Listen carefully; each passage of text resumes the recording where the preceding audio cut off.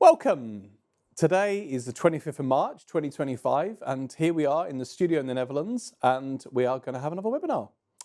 And it doesn't seem long since the last webinar we did already. And today we have in the audience all of you folks, hundreds of you have registered today. So thank you very much for coming and joining us. We also had some questions in advance today, so we're looking forward to those as they come in as well. Now, today we have in the studio Kelly Mulholland. Welcome, Kelly. Great, thanks, Colin. Good to be here. Good to see you, Kelly. Kelly was here in January for the last webinar when we did a packaging webinar, so great to see you again. Thank you very much for coming. And on this side, we have Patrick Wouters, who's from the Netherlands, from Cargill. Welcome, Patrick. Thank you, Colin. Great Glad to be here. Great to see you, actually. And Patrick, for you, it's the second time in a shade over a year that you've joined us in the studio. So thank you for coming again. And it's really, really great to have you both in the studio. And we really are here live and we're going to have a great conversation. So today's webinar is about version 6, 1 year on. And Kelly is going to spend time talking about that. And Patrick is going to give us a presentation about EHEDG and the latest work on that as well. So that's what we're going to look forward to. So let's have a quick rundown of today's topics. So we'll kick off with a little bit about Foundation FSSC. Many of you on the call today will be very familiar with us, but if you're not, this will be an update about who we are. Then Kelly will talk about the most common version of version 6 nonconformities. That's going to be really interesting. We're really looking forward to that. And then Patrick will talk about also EHEDG after Kelly's done her spot as well. We've got some questions already that have come in, so thank you for those. In previous webinars, because we have so many people on these webinars and asking questions, a couple of people mentioned they were sad they didn't get their questions answered. So by having a video today with Patrick beforehand, and also the opportunity to ask questions beforehand, that's given a few of you an extra chance. And we've had to think about those questions already. So let's have a quick look at practicalities. You're all on mute. You can hear us fine and beautifully, I hope, here from the studio in the Netherlands. Please type your questions in the Q&A and they'll be buzzed through to me here. And you'll see me shuffling about bits of paper as we prepare those questions for Q&A. You folks are ready and very excited for your questions. Thank you. As always, we're going to record the session and the recording will be available afterwards. So that's what we can look forward to in terms of the practicalities. Let's have a look at Foundation FSSC. So in very simple terms, we run these webinars to help inform and educate and share and have best practice. And we always enjoy them in the studio where we can have a good chat about the latest topics. And today with version 6, after a year of being assessed, it's a really great opportunity to take stock with our experts in the studio. And this really all feeds into our Foundation FSSC overall position in the world. We're a not-for-profit. We have our schemes FSSC 22,000 and FSSC 24,000. In a nutshell, what we really want to do in the world is produce safe food in those organisations that are certified in great places to work. And if you put your 22,000 and your 24,000 together, that's what you'll have, producing safe food in great working places. Really, our mission is to support the consumer goods industry across all their brands. And again, it's great to have Cargill in the studio today with Patrick. And essentially, we are, as we say, lean and collaborative. Given that we have nearly 38,000 certificates, we only operate from one office in the Netherlands, but we have a team around the world. We think we help deliver great value for money for our partners. Now, let's have a quick look at FSSC in a nutshell. So our mission is to create a better world. It sounds a very big vision, but we think we can do that by helping produce great quality, safe food and also have it in a safe working environment. And that really brings together the schemes, the assurance and the digital solutions. So our schemes, FSSC 22,000, FSSC 24,000, widely adopted around the world. We have an emphasis on capacity building for our development programme. More of that later in the year. and also our digital solutions where we help bring that information to life for organisations that need to have greater analysis and penetration in their value chains. That's FSSC in a nutshell. And now we're going to turn to Kelly for the most common version 6 nonconformities. We're really looking forward to this, Kelly. Over to you. Thank you. Great, thanks very much, Colin. It's great to be here today. And we hope that today's webinar gives organizations around the world more insights into the areas to focus on within your food safety management system. And we're going to do that by looking at some of the most common nonconformities, or some of the areas with the highest number of nonconformities being raised in FSSC 22000 for version 6. So I'm going to start by taking you through the top 15 version 6 nonconformities from 2024. And just before I do, just to mention that the data used in this presentation is for all version 6 audits from the 1st of April 2024, and that was when version 6 commenced, until the end of December 2024. And this is based on the data that has been uploaded into our system at the time the data was pulled, and it is continuously being updated as more audits are uploaded into our platform. So looking at the top 15 nonconformities displayed on this slide, it is irrespective of the grading of the nonconformity. So it's the overall top 15 nonconformities.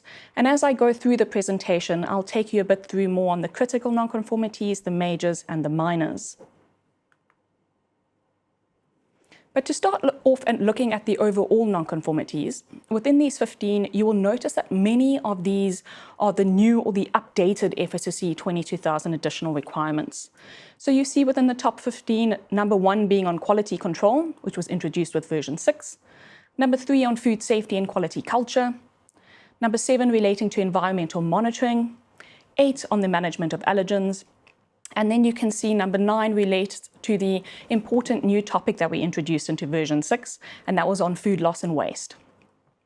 Then number 12 is on equipment management, and a little bit later during this webinar, Patrick, who's joined us in the studio, will also look at this in a little bit more detail.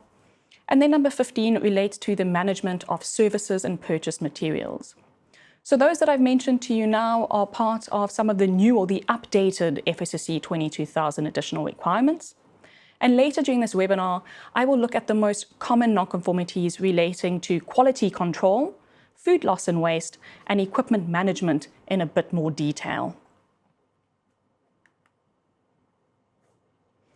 However, it's still just as important to highlight the nonconformities that are not related to the new additional requirements or the updated additional requirements, as these are requirements that have been part of our scheme for many years, yet we still see a high number of nonconformities. And this includes nonconformities relating to physical contamination, the traceability system, maintenance, internal structures and fittings, control of monitoring and measuring, as well as the competency of personnel, storage practices, and the cleaning and sanitation programs. And these requirements are integral to an effective food safety management system, a majority of which are PRP-based, and therefore part of the foundation and the fundamentals of an organization's food safety management system. Now getting into some of the gradings of the nonconformities. On this slide, I'm highlighting the clauses which are more commonly result in critical nonconformities being raised during audits. So if we have a look at this, allergen management is one of those, and these are allergen management nonconformities generally due to an overall breakdown of an organization's allergen management process. Then there's also systemic issues regarding leadership and commitment, nonconformities relating to the overall breakdown of an organization's traceability system, as well as nonconformities relating to the overall food safety management system not being effectively implemented, or the new requirements relating to version 6 of the scheme not being addressed within the organization's food safety management system. Critical nonconformities have also been observed to have been raised due to falsification or alteration of records, which is considered fraud, as well as other cases of food fraud being identified. And then other examples include things such as CCP failures without suitable action being taken by the organization, or the requirements for handling of potentially unsafe products not being adhered to. So these are really critical areas and ones that we as a scheme owner take very seriously, and organizations alike. Next, we're having a look at the analysis of the top 15 major nonconformities for version 6. So again, you will see here that multiple of the new or updated additional requirements are included within this list of major NCs. And this takes up spots between number 5 and number 12 of the top 15 major nonconformities. Majority of the other top 15 major nonconformities raised related to management system elements and HACCP. And we're going to have a look at that in a little bit more detail now on the next slide. So to start off with, number 1 of the top 15 major nonconformities relates to internal audits. And examples of these nonconformities include, but are not limited to, there being no internal audits being delivered by organizations, or the frequency of the internal audits not being adhered to. There's also examples of where version 6 requirements are not included in the audit criteria within the internal audit program.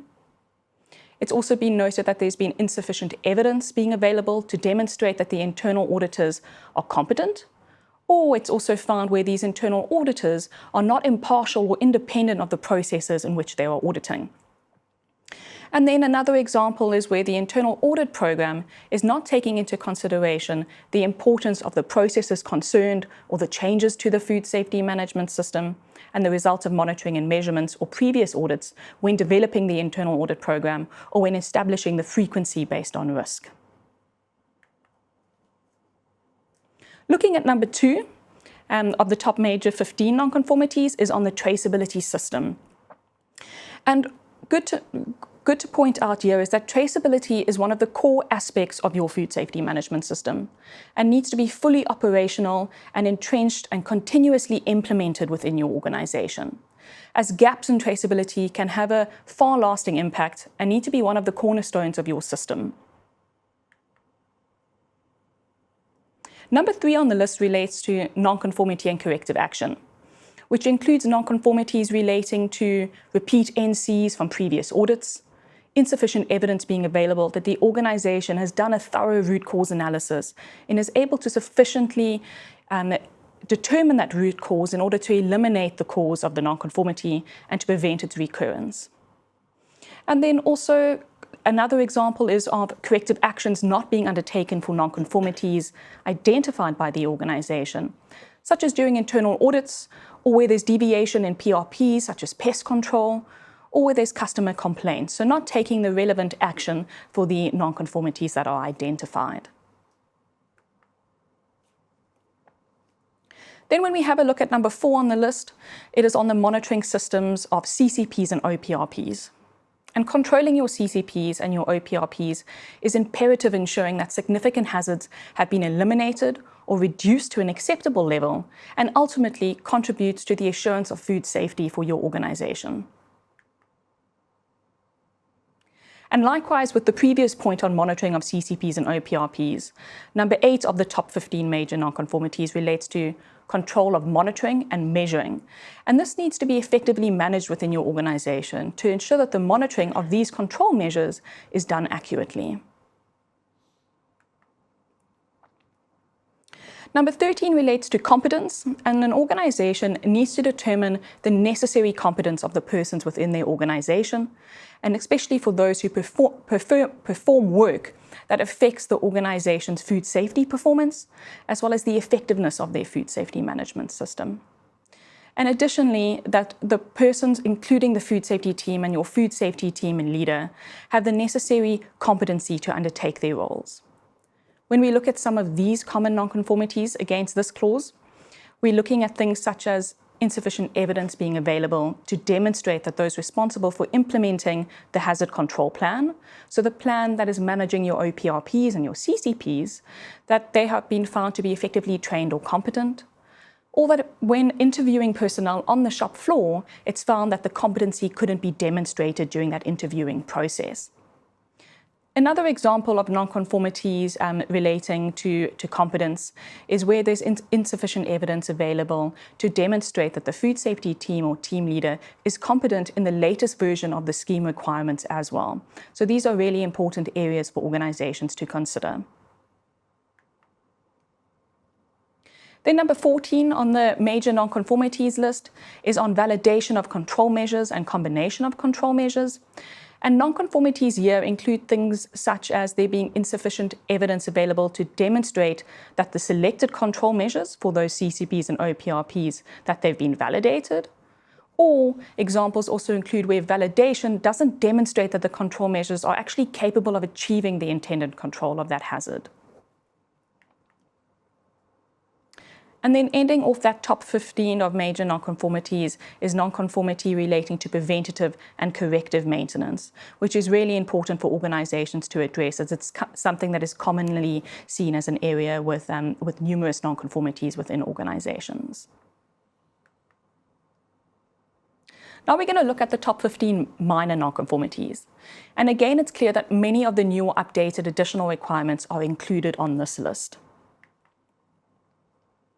Over and above this, we see a high number of minor NCs also being raised related to more PRP-related aspects, such as physical contamination. Again, maintenance is seen on the minor list, the traceability system, internal structures and fittings, storage practices, cleaning, sanitization.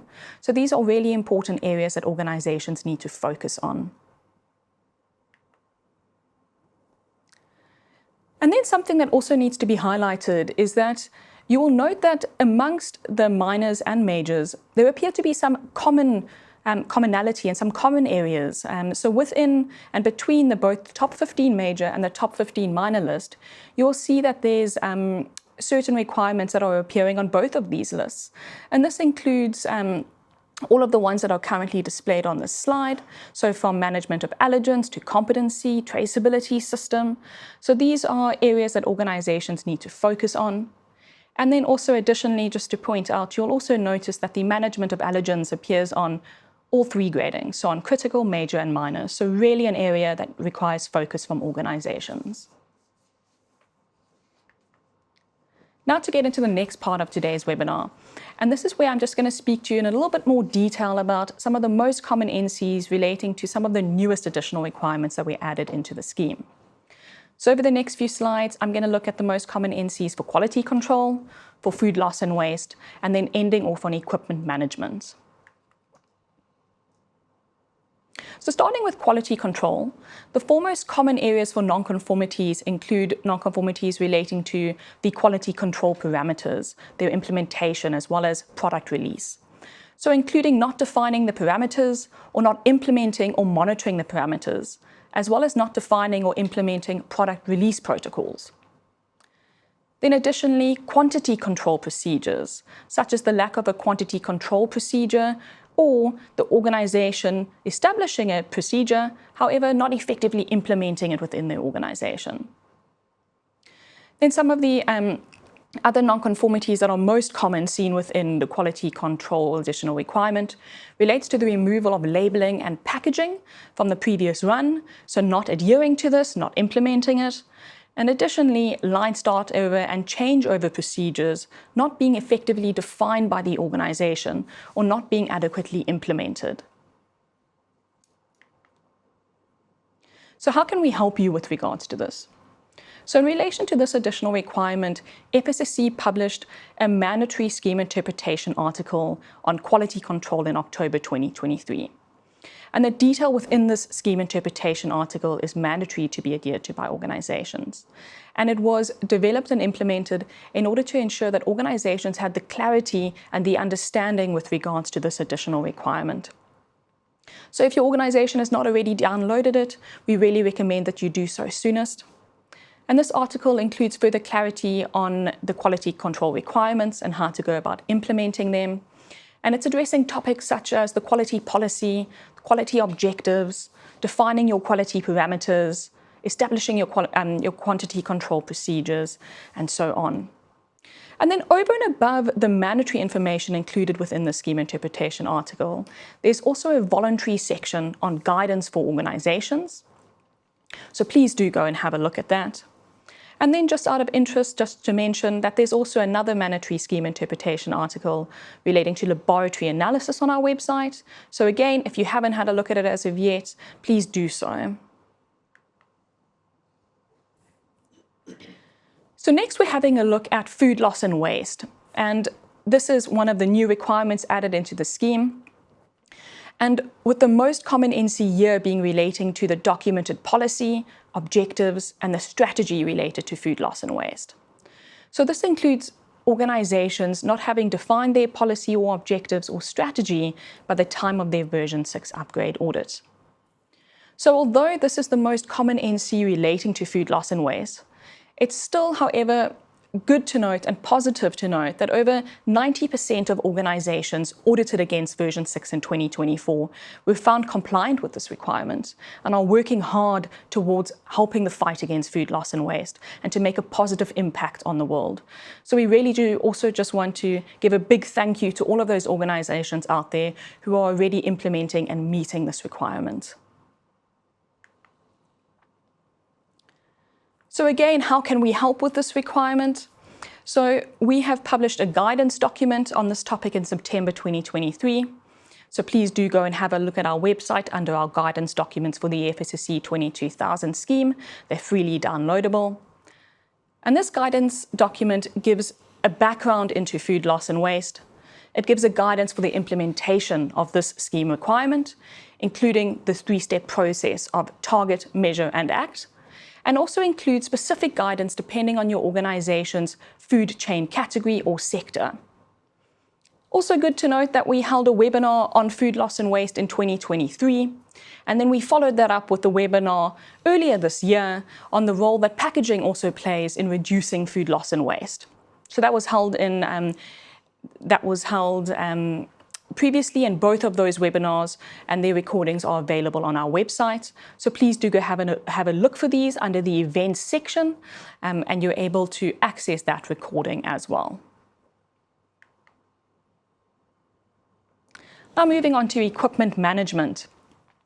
So the two areas underneath equipment management with the highest number of nonconformities that are being identified includes for organizations not having documented purchase specifications in place for the equipment that they are purchasing, and also not having yet implemented a risk-based change management process for equipment, or having defined that process, but not yet having effectively implemented it within their organization.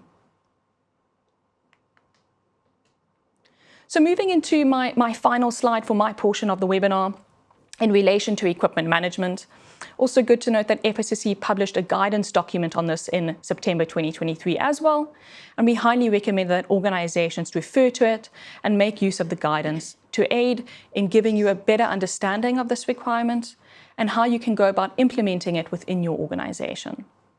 And this guidance document gives a basic introduction into hygienic design of equipment, as well as guidance for implementation of these scheme requirements, touching on the purchase specification, as well as the risk-based change management process.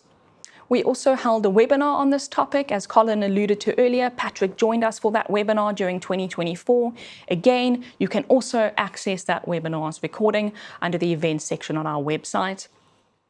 And then this leads us into the next part of our webinar, also relating to the important topic of equipment management and hygienic design.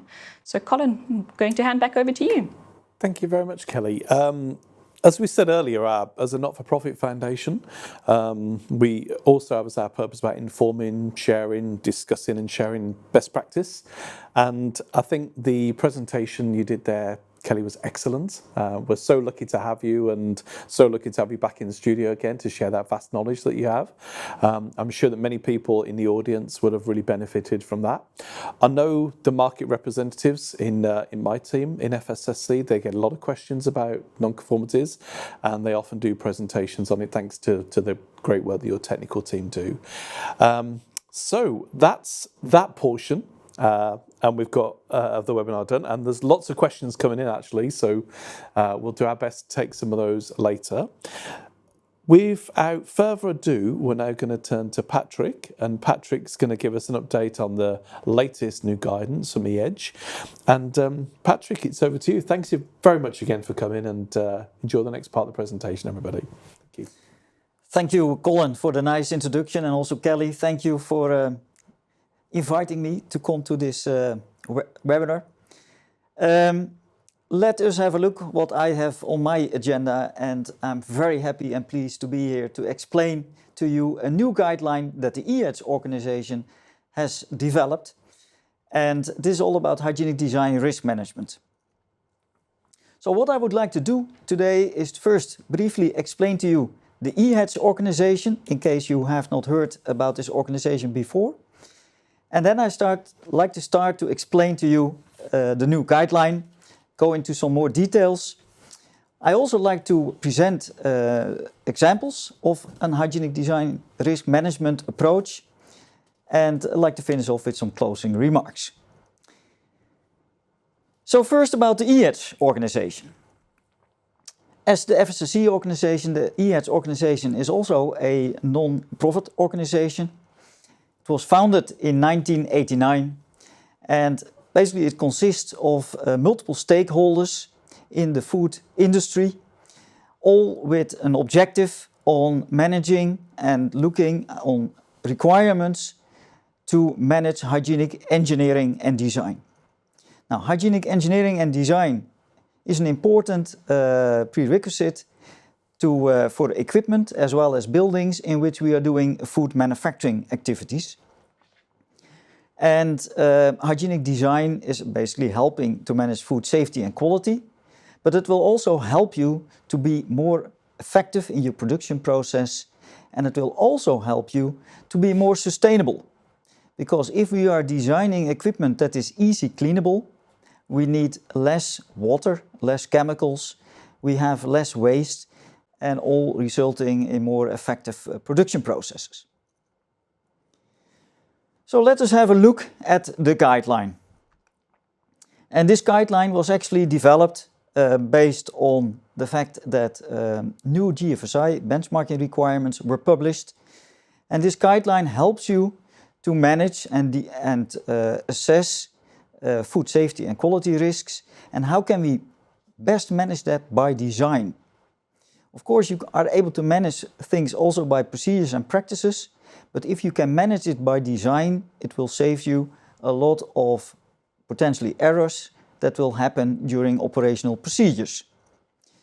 Now, this guideline is written from two different perspectives.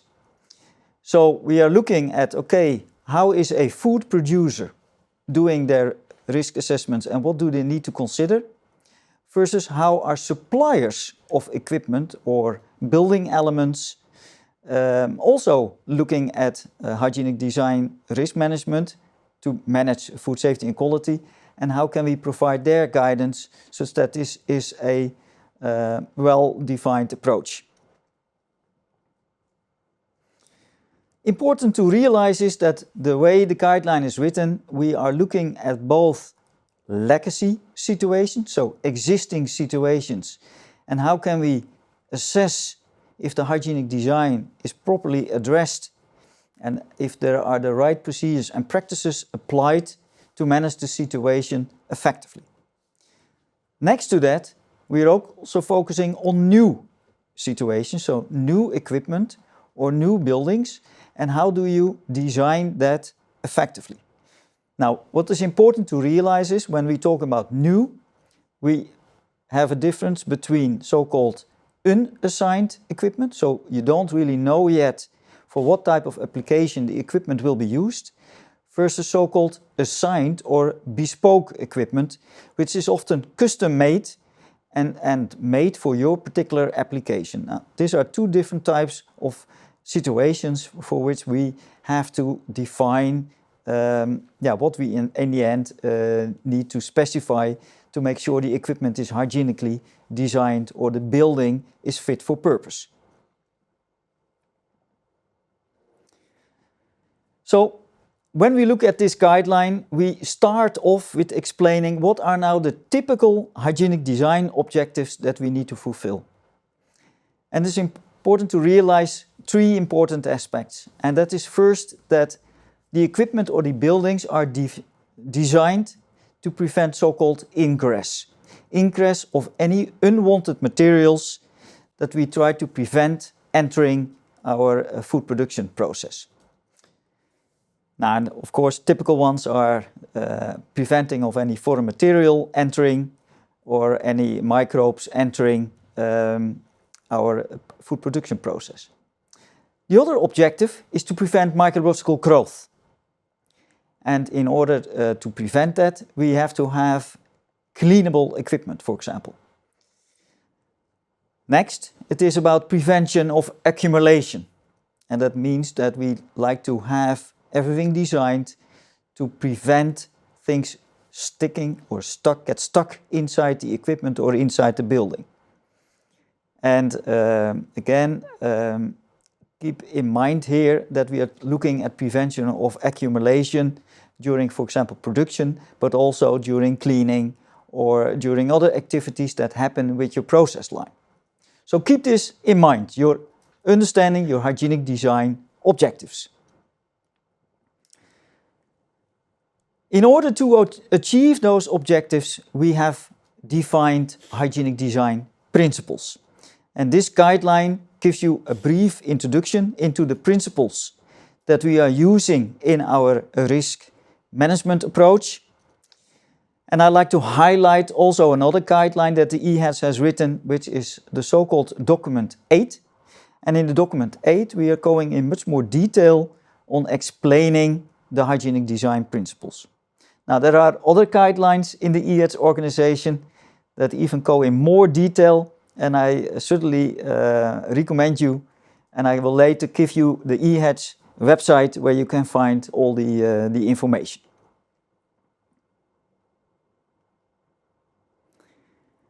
So let us now look at the hygienic design risk management approach.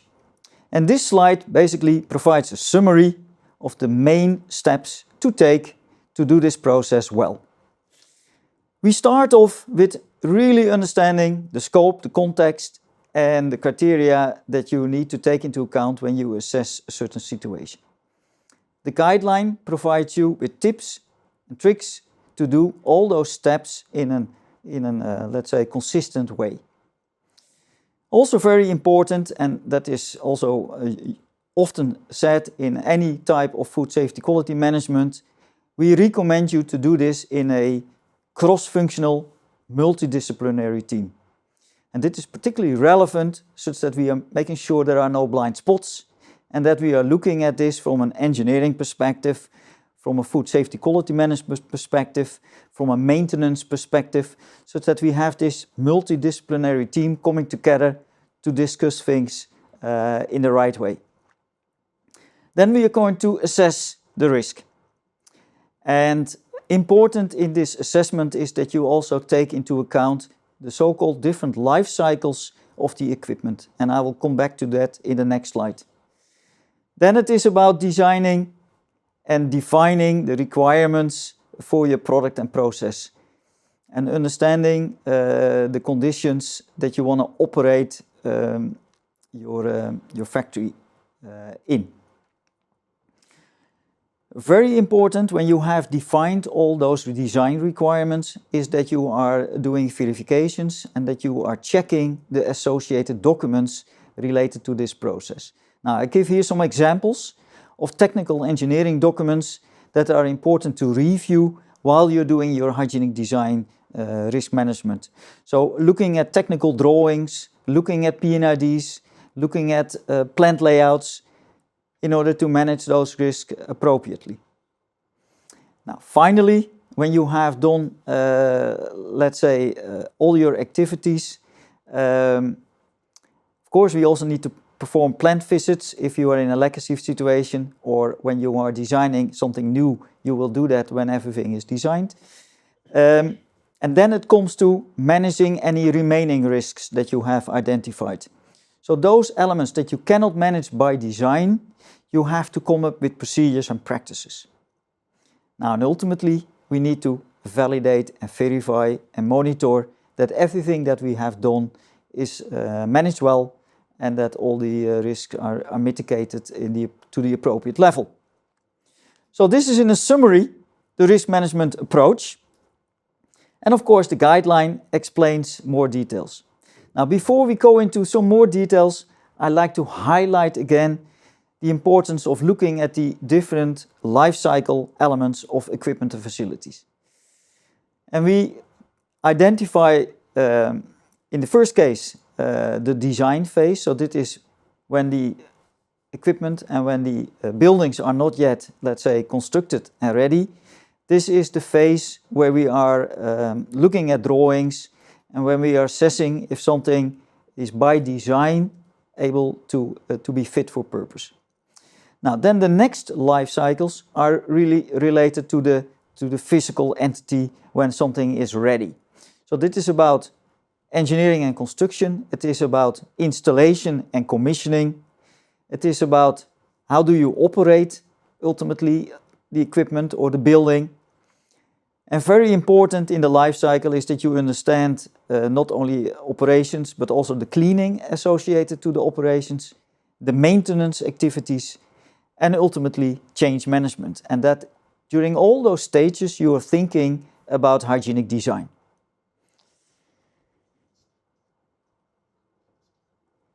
When we talk about hygienic design risk management, it is about managing risk by design versus, which is a proactive approach, versus managing risks by procedures and practices.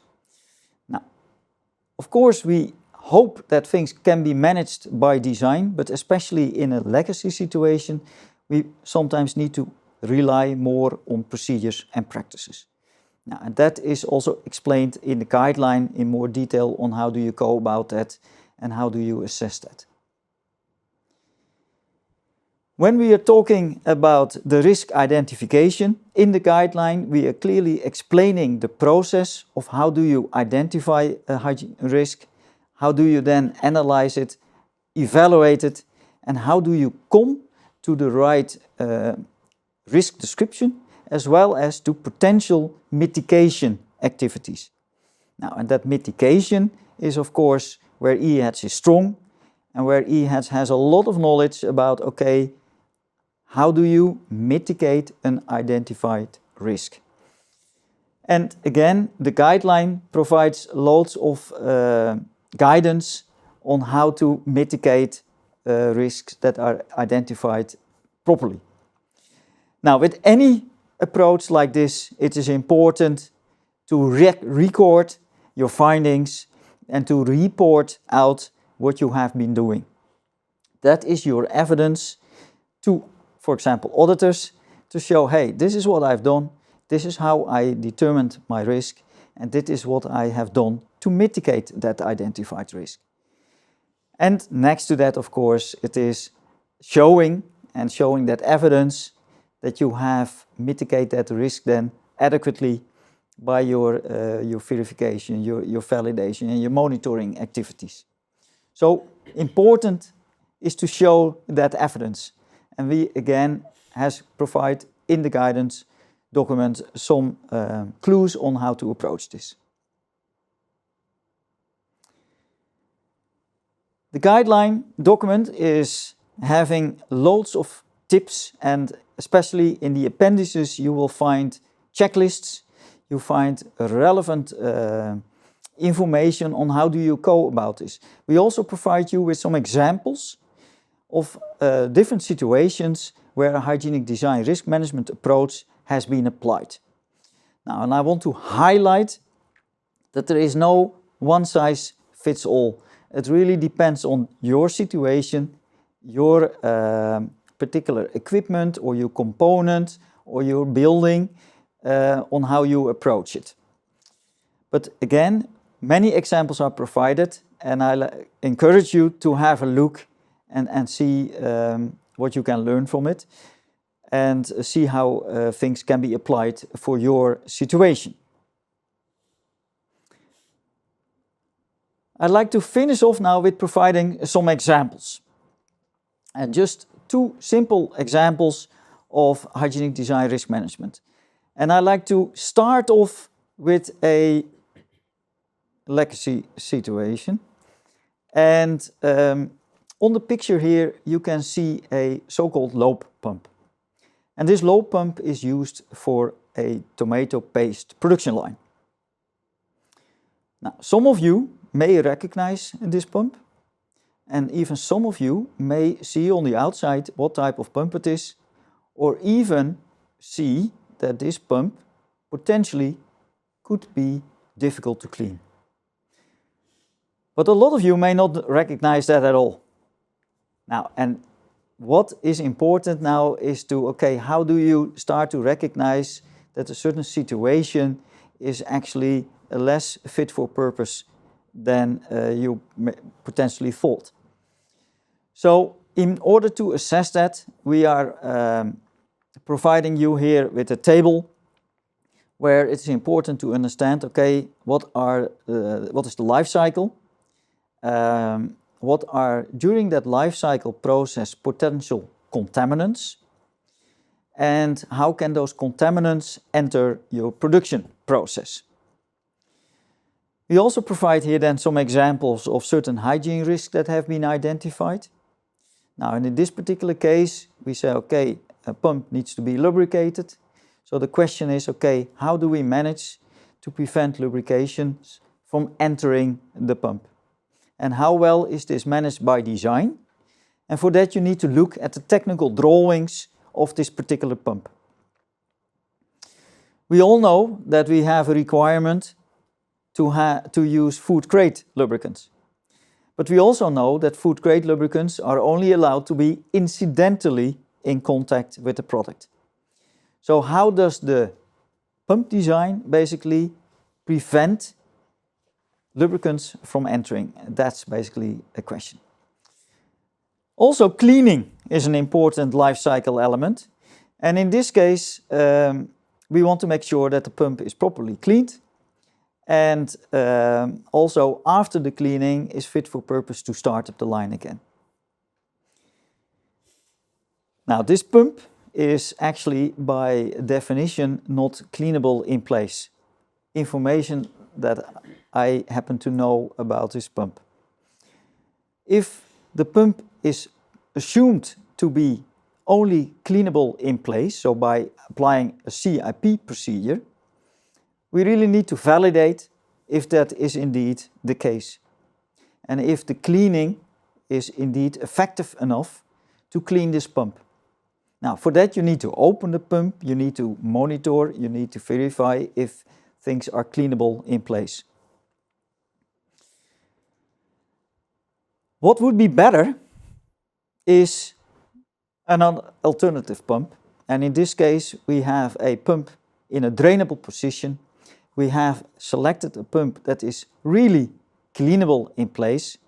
And I put here in the middle the so-called EHEDG certificate.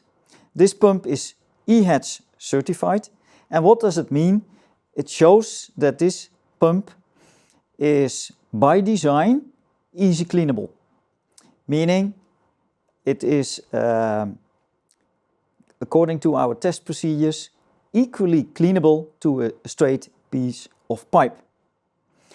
So what I wanted to say here is, if you have purchased a pump that is EHEDG certified, you have, let's say, more evidence that the pump is designed according to the hygienic design principles.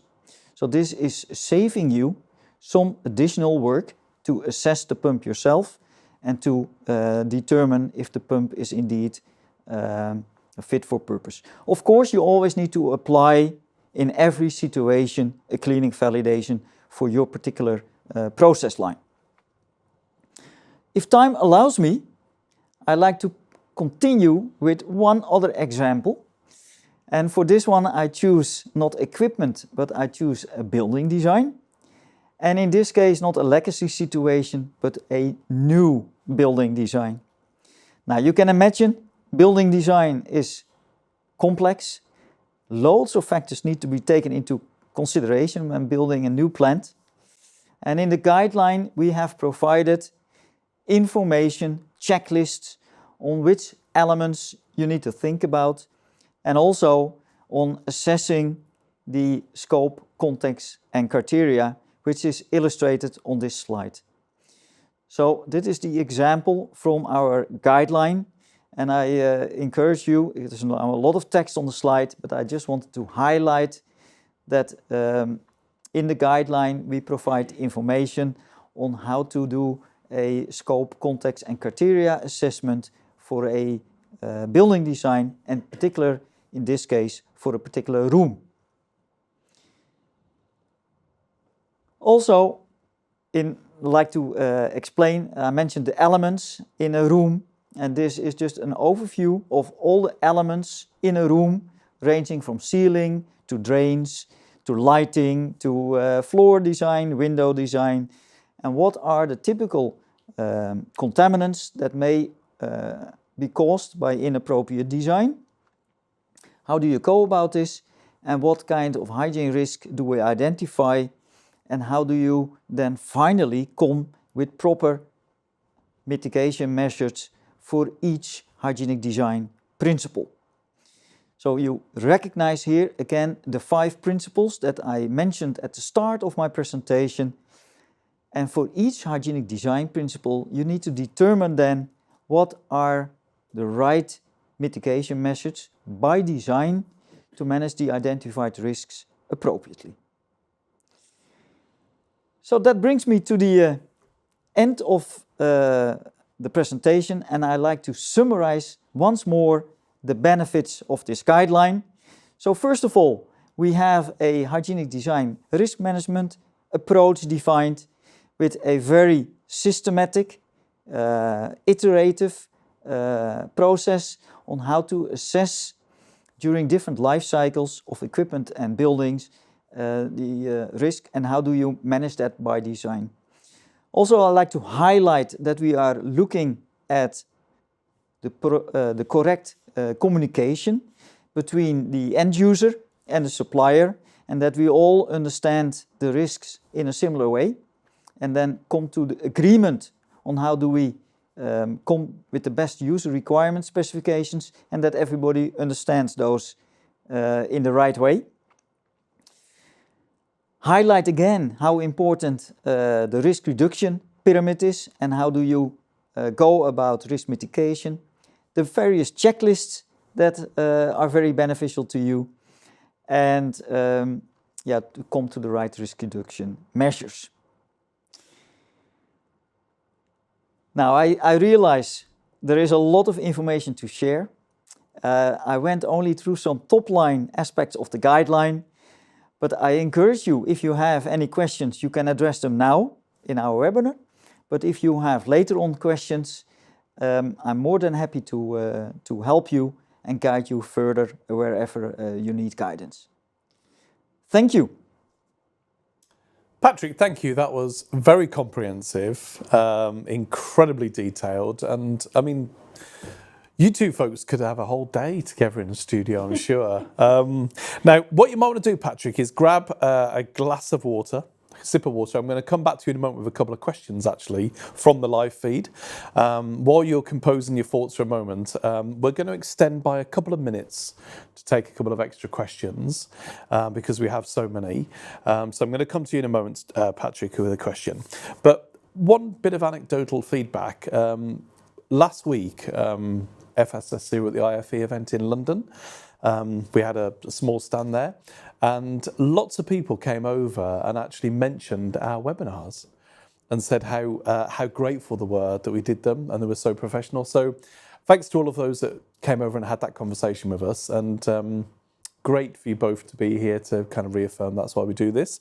Now, here's some questions, Patrick. So the first one, hopefully this might be a simple one for you, is from Marcia Lopez.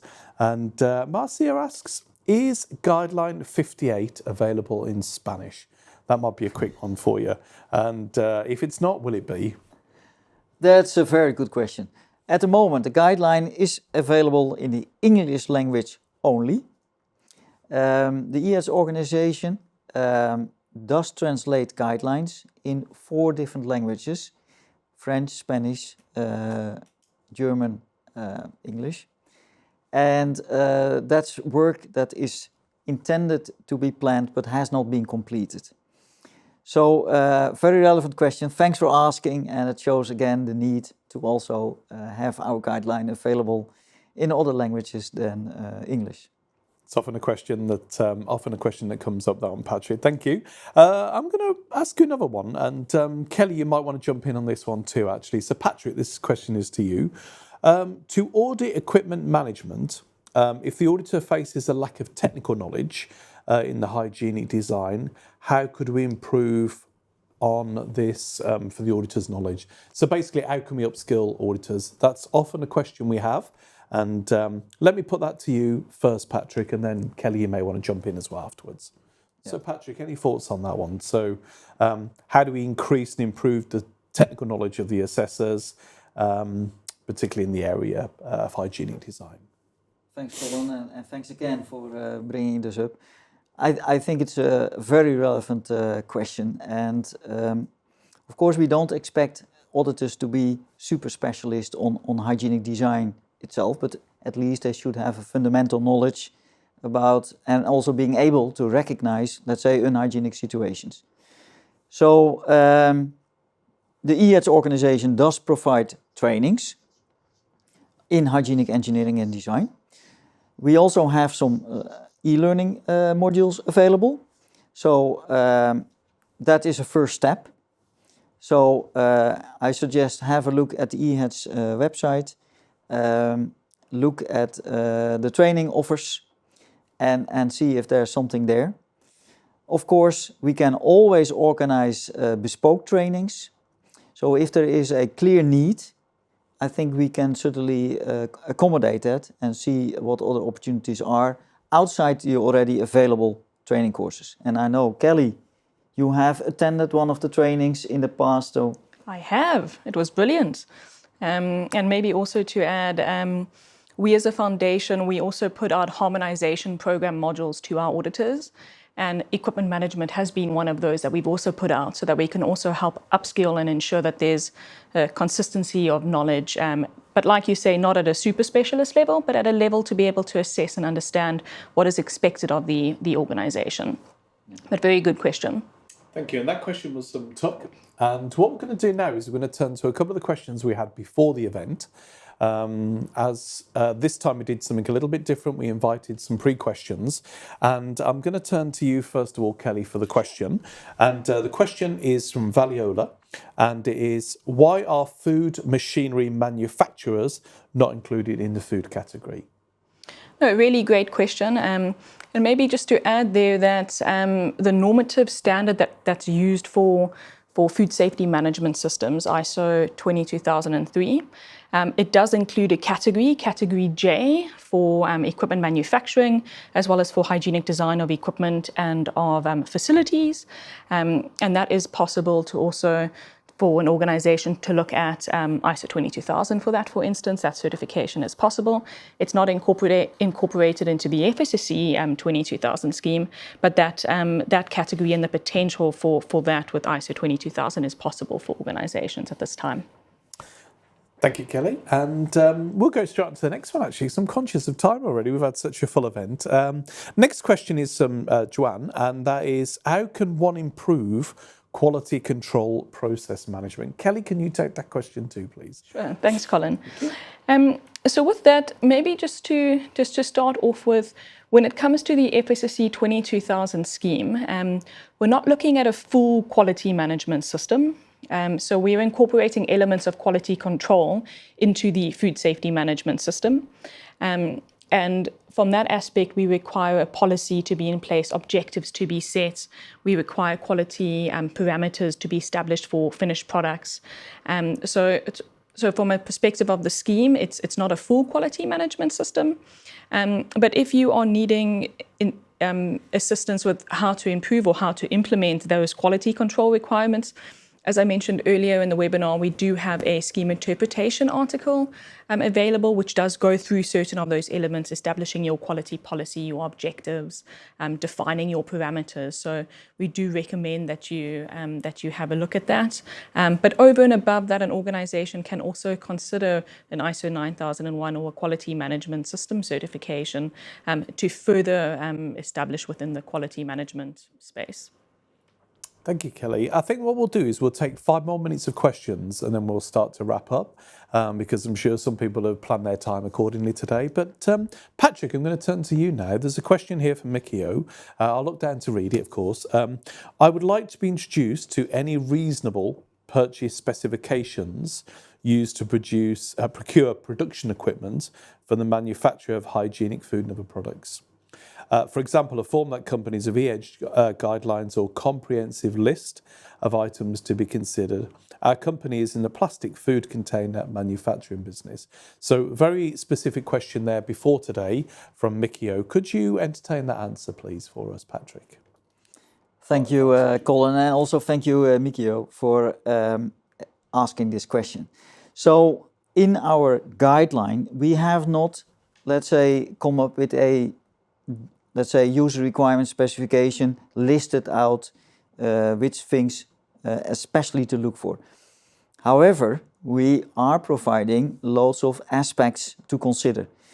It is at this stage, because every situation is different, so it is hard to come with a standard user requirement specification, because it is so depending on the situation that you are in.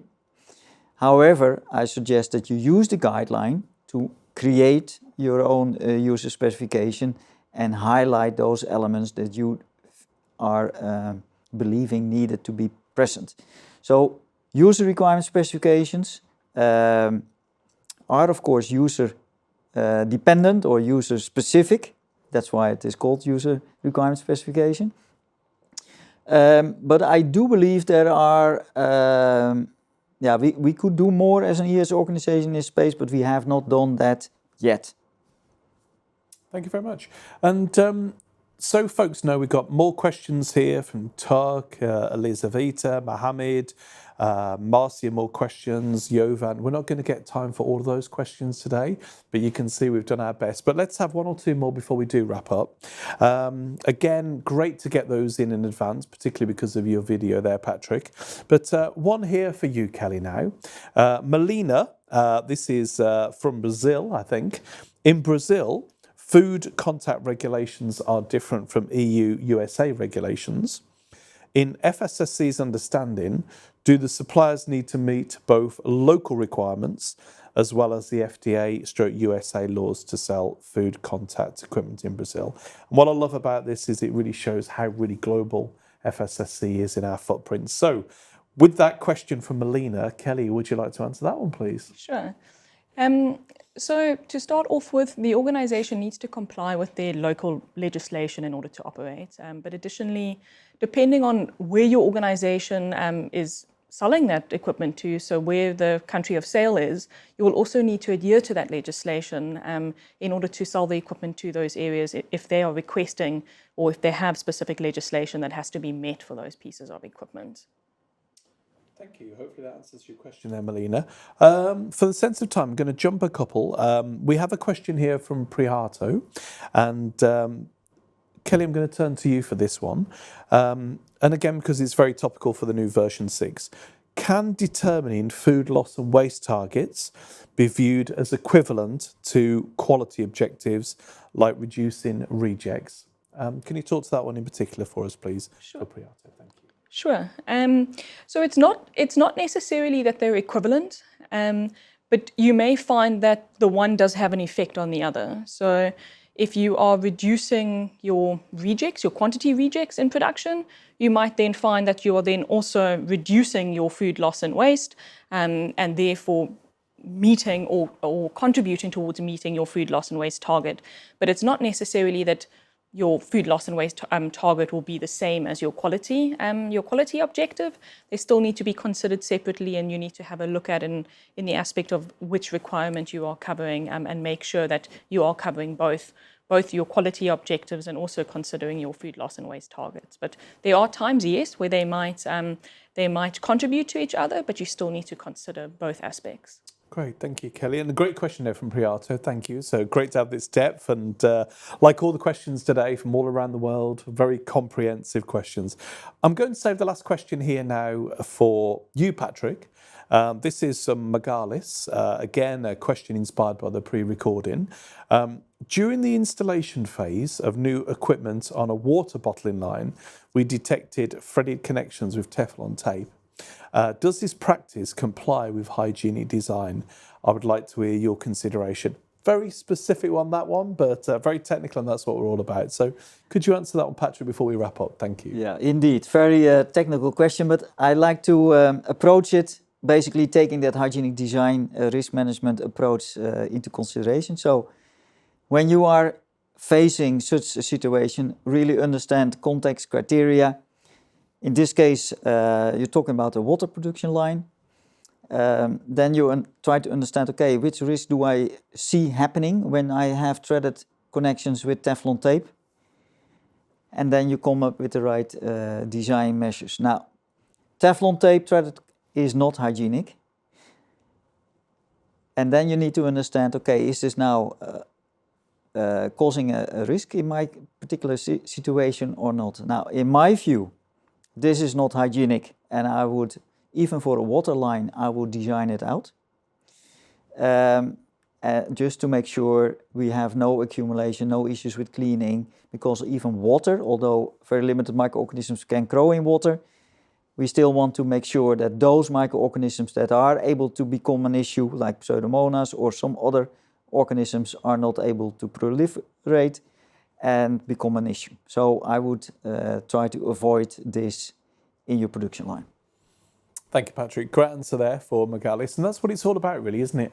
Answering real questions about real issues from the people in the public, asking us those questions. Time to wrap up now, I think. Thank you for giving us a couple of extra minutes in the studio.